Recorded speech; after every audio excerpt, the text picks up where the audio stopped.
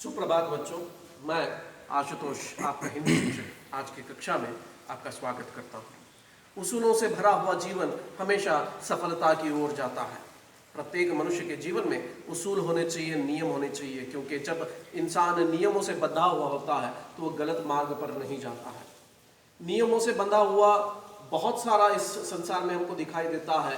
उसी तरह पढ़ाई के मामले में व्याकरण भी नियमों से बंधा हुआ है। आज हम व्याकरण के उसी हिस्से को जानने का प्रयत्न करेंगे जिसमें वाक्य तथा उसके भेद के बारे में बताया गया है। वाक्य की परिभाषा आज हम जानेंगे।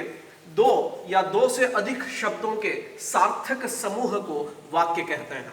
अर्थात वाक्य में दो शब्द हो सकते हैं, कम से कम दो या दो से अधिक शब्द हो सकते हैं, और उसका एक सार्थक यानी कि एक अर्थ बनता है तो उसे हम वाक्य कहते हैं। जैसे उदाहरण के लिए, हम हिंदुस्तानी हैं। अब इसमें हम देखते हैं दो शब्द हैं, हम है, हिंदुस्तानी है, और है लगा हुआ है, तो इस तरह से यह एक अर्थपूर्ण वाक्य बनता है। वाक्य के भेद भी होते हैं। वाक्य के भेद दो रूपों में किया जाता है, एक रचना के अनुसार वाक्य, दो अर्थ के अनुसार वाक्य। अब उसमें भी रचना और अर्थ के अनुसार वाक्य के भी हमको भेद दिखाई देते हैं। रचना के अनुसार वाक्य के तीन भेद हमको दिखाई देते हैं। एक है सरल वाक्य, दो मिश्र वाक्य और तीन संयुक्त वाक्य। अर्थ के अनुसार वाक्य के 8 भेद होते हैं। एक है विधानार्थक वाक्य, दो निषेधार्थक वाक्य, 3 आज्ञार्थक वाक्य, 4 प्रश्नार्थक वाक्य, 5 विस्मयादि बोधक, 6 इच्छार्थक वाक्य, 7 संदेहार्थक वाक्य, 8वां संकेतार्थक या शर्त बोधक वाक्य। हमें आपकी परीक्षा की दृष्टि से अर्थ के अनुसार वाक्य के भेद देखते हैं। उनमें से सबसे पहला आता है विधानार्थक वाक्य। क्या है विधानार्थक वाक्य, क्या है उसकी परिभाषा यहाँ पर देखिए दी गई है। जिस वाक्य में किसी व्यक्ति या वस्तु के बारे में कोई सामान्य जानकारी दी गई हो या फिर किसी काम को करने के बारे में बताया गया हो तो उसे विधानार्थक वाक्य कहते हैं। अंग्रेजी में अगर कहा जाए तो सिंपल स्टेटमेंट। अगर कोई एक बात बताई गई हो उसमें सामान्य रूप में तो उसे हम विधानार्थक वाक्य कहते हैं। उदाहरण यहाँ पर दिए गए हैं। पहला उदाहरण है, भारत आजाद देश है। यह एक स्टेटमेंट है, एक विधान है, एक बात बताई गई है कि भारत ऐसा देश है जो आजाद है, स्वतंत्र है। और दूसरा यहाँ पर उदाहरण है, आज कृष्ण जन्माष्टमी है, भगवान श्री कृष्ण की जन्माष्टमी के बारे में जानकारी दी गई है, तो इसे हम विधानार्थक वाक्य कहते हैं। अर्थ के अनुसार वाक्य का दूसरा जो भेद है वह है निषेधार्थक वाक्य, जिसकी परिभाषा है जिस वाक्य में किसी काम या बात को ना करने या ना होने के बारे में बताया गया हो उसे हम निषेधार्थक वाक्य कहते हैं। अर्थात नेगेटिव सेंटेंस जिसे हम कहते हैं। निषेध का मतलब होता है मना करना, इनकार करना। तो यहाँ पर वाक्य ऐसा होता है जिसमें कोई काम न करने या न होने के बारे में बताया गया होता है। जैसे उदाहरण के लिए, गरीब के पास भूख मिटाने एक रोटी भी नहीं है।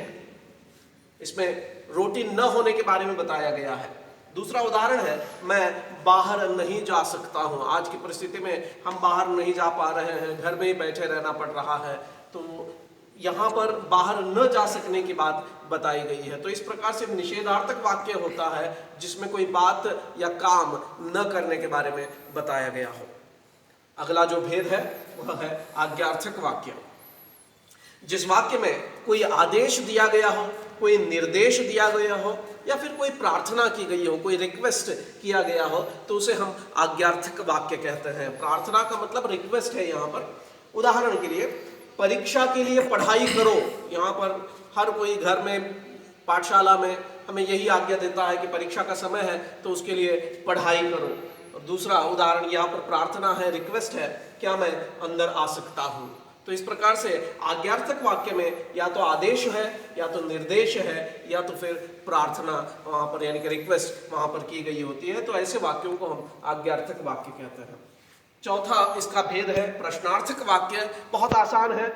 जिन वाक्यों में प्रश्न पूछा जाए उसे हम प्रश्नार्थक वाक्य कहते हैं, जहां पर क्वेश्चनिंग किया जाता है। उदाहरण के लिए, आपका नाम क्या है, या फिर आज कौन सा दिन है। तो इस प्रकार से प्रश्न जब अंग्रेजी में पूछे जाते हैं तो W कहा जाता है, what, when, where, why, whom. तो उसी प्रकार से हिंदी में क होता है क्या, कौन, कहाँ, कब, कैसे। तो इस प्रकार से जो प्रश्न होते हैं उसे हम प्रश्नार्थक वाक्य के अंतर्गत लेते हैं। वाक्य के भेद का अगला हिस्सा है विस्मयादि बोधक वाक्य। विस्मय आदि, विस्मय का अर्थ होता है आश्चर्य, और आदि यानी कि विस्मय के अलावा भी कोई भाव है। तो यहाँ पर देखते हैं क्या है इसकी परिभाषा। जिन वाक्यों में खुशी, आश्चर्य, घृणा, दुख आदि भाव प्रकट किए गए हो उसे हम विस्मय आदि बोधक वाक्य कहते हैं। अर्थात इसमें खुशी भी प्रकट की जाती है, हर्ष, खुशी, और आश्चर्य, चकित हो जाना, घृणा यानी कि जो बुरा लगता है वह, दुख आदि भावनाओं को जिस वाक्य में प्रकट किया जाए उसे हम विस्मय आदि बोधक वाक्य कहते हैं। जैसे उदाहरण के लिए यहाँ पर एक दुखद बात बताई गई है, हाय राम मैं तो हार गया। तो यहाँ पर दुख प्रकट किया गया है। घृणा से भरा हुआ एक वाक्य, छी कितनी गंदगी है। और तीसरा वाक्य है जो खुशी प्रकट करता है, वाह सुंदर फूल है। तो इस प्रकार से जो विभिन्न भावनाओं को प्रकट करता है उसे हम विस्मयादि बोधक वाक्य कहते हैं। अगला है इच्छार्थक वाक्य।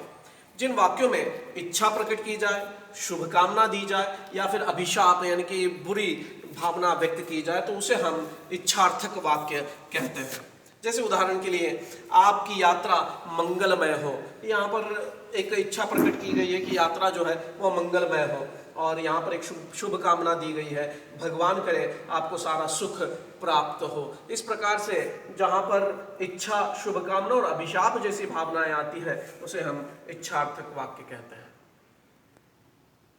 अगला भेद है संदेहार्थक वाक्य।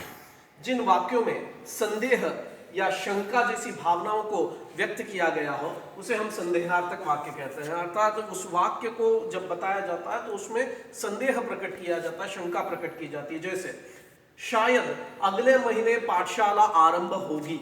अब आरंभ होगी कि नहीं होगी इसके बारे में हमें ठीक पता नहीं है, तो यहाँ पर एक संदेह व्यक्त किया गया है कि शायद अगले महीने पाठशाला आरंभ हो सकती है।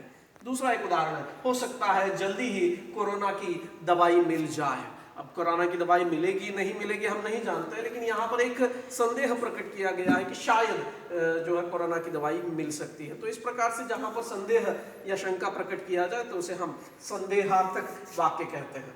अंत में इसमें आने वाला जो है वह है संकेतार्थक वाक्य।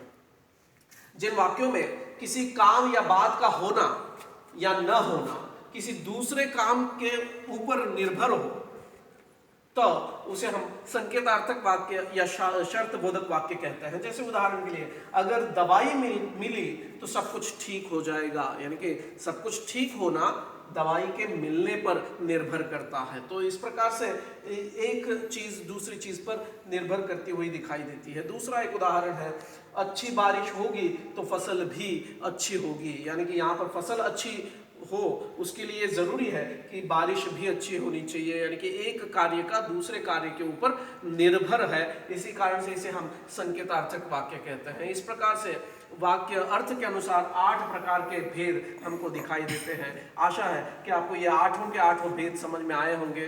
अब आपको करना इतना है कि हर एक वाक्य के लिए 2-2 उदाहरण आपको अपनी किताब में लिखने हैं। अगर आपको कोई शंका है, कोई सवाल है तो आप मुझसे पूछ सकते हैं। धन्यवाद।